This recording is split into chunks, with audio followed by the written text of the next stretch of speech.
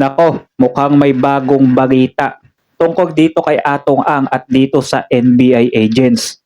Maniniwala ba kayo na kaya hanggang ngayon ay hindi nahuhuli ito si Atong Ang dahil di umano allegedly na may aligasyon ang NBI dito may aligasyon sila dito kay Atong Ang na etong mga agent daw nila o yung ilan sa mga agent nila ay kasabwat di umano ni Atong Ang.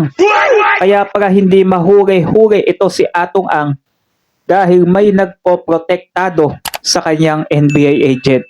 So eto, latest news to guys, nagulat yung mga tao dito at dito'y pumarag ang NBI dahil sa aligasyon sa kanila na yung ilan sa mga NBI agent ay mukhang kakampi ni Atong.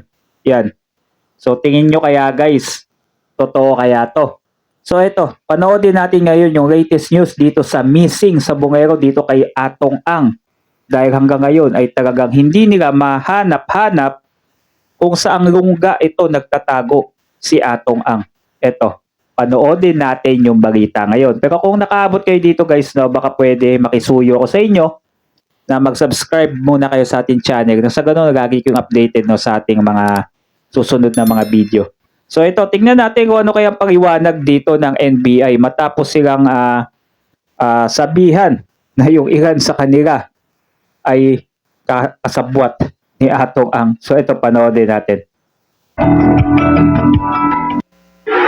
Araw matapos ilabas ang arrest warrant laban kay gambling tycoon Charlie Atong Ang, hindi pa rin siya nakikita ng mga otoridad. Si ang itinuturing ngayong most wanted fugitive sa bansa at mastermind sa kaso ng mga nawawalang sabongero. Sa gitna ng manhunt operation, umuugong pa ang aligasyon na tinutulungan umano ito ng NBI agents.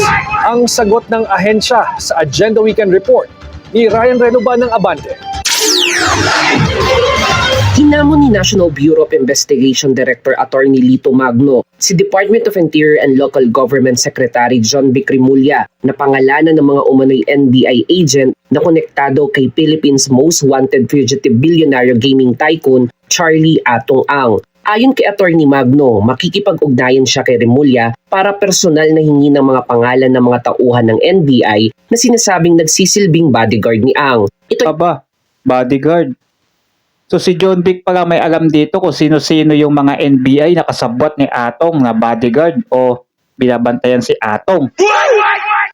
Sino-sino kaya to nang sa ganun mabigyan ng leksyon o makasuhan to ng bagong NBI director. Kasi kung magpapatuloy yan, talaga mawawalan din ng tiwala ang taong bayan sa NBI. Sipin nyo, magkano kaya binayad dyan, Magkano kaya binayad ni Atong dyan upang maging kakampi niya yung ilan sa mga NBI agent. Diba? Para umano sumailalim sa investigasyon kung mapapatunayang may tauhan ang negosyante sa loob ng ahensya. Pero kung si Magno ang tatanungin, naniniwala siyang walang NBI personnel na tumutulong kay Ang para magtago. Ako personally, I believe right now wala pong ganong mga agents tayo na nag-secure o nag-act as bodyguards kay Mr. Atong. Even before na wala pa siyang So ibig sabihin si Magno sa kanyang opinion, wala siyang alam na may na may kasabwat, Baka hindi mo lang alam kasi nababayadan talaga ng malaking halaga o sakali pera ng malaking halaga yung ilang agent, di ba? Sino ba mahihindi doon kung aasahan nila sahod nila dito sa NBI? Papatusin nila yan nang hindi alam ng kanilang pinakapinuno ng NBI. Kaya lang, may ilan talaga na matapat din na hindi basta-basta nababayadan. May ilan, hindi naman lahat ng NBI ay talaga nababayadan. May ilan lang dyan na talagang nababayadan yan. Hindi lang masabi o hindi lang alam yata ni Magno dito, Sagot naman ni Magno sa umano'y direktibang huwag isama ang NBI sa malawakang manhunt operation laban kay Ang. Ang warrant of arrest naman is addressed to any law enforcement officer. So tayo bilang NBI agents and the National Bureau of Investigation, we are all law enforcement. We are a law enforcement agency. Sa ngayon, tuloy-tuloy ang 24/7 manhunt operation ng NBI sa lahat ng mga lugar sa bansa na posibleng pinagtataguan ng nasabing pugante. Ayon kay Magno, kabilang sa mga lugar na pinuntahan nila para mag-serve ng arrest warrant ang reported properties ni Ang sa Lipa, Batangas, Laguna, Zambales at Bicol. Pero Kahit naman saan pumunta yan sila eh. Wala na dyan si Atong Ang, di ba? Kasi isipin nyo, nilusob na nila yung sa Batangas, sa Laguna, di ba? Wala doon si Atong, hindi yan magtatago si Atong dyan. Alam nyo naman, malaki ang patong ni Atong. Mahigit 10 milyon, barak pangandagdagan ni John Vic yan pag nainis nga daw siya eh. Pag nainis nga daw siya, dadagdagan na daw niya, baka dodobrehin o lakihan niya.